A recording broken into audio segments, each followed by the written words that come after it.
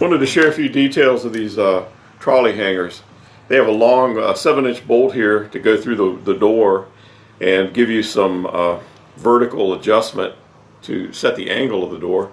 And they also have an offset on the bolt here that allows you to adjust the clearance between doors. If you've got multiple doors, or if you want to adjust the clearance of the door to the wall or whatever you're doing, this adjustment here allows you to do that. This you can see there's a flat spot on the bolt here. There's 2 flat spots, and I'll show you how that works. There's a bag of hardware here, and it comes with these washers that also have the flat spot in them, and they go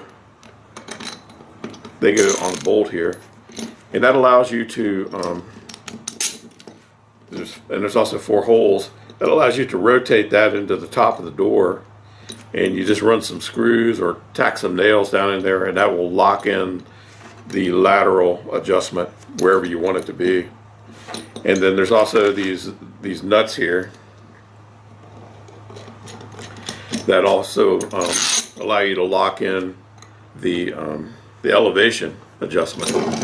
So between those 2 adjustments here, you can pretty much set the door, the angle and the height, and the clearance from other doors using those 2 adjustments. And it also comes with this.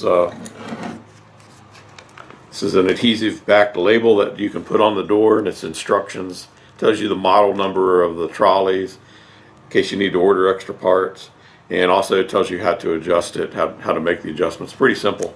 And then also inside the box there are these stops here.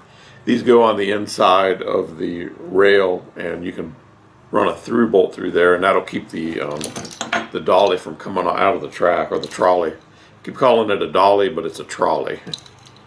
So there you go. That's a look at the National Hardware trolley hangers.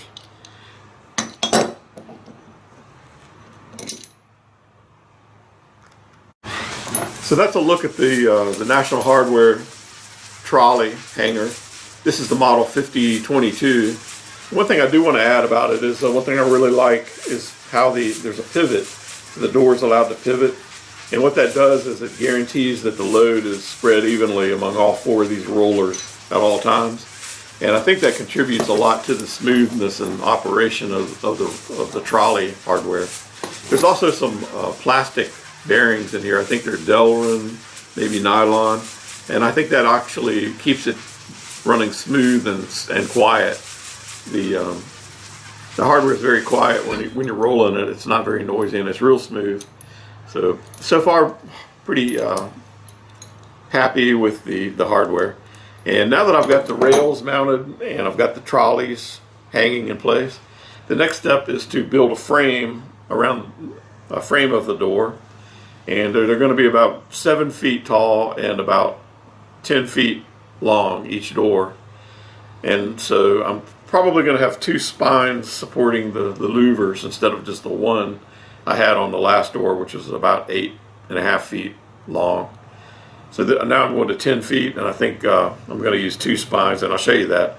I've got a jig that I've been using to keep the alignment of all the louvers consistent from door to door, and so that worked very well and allows me to put these louvers in very quickly and accurately.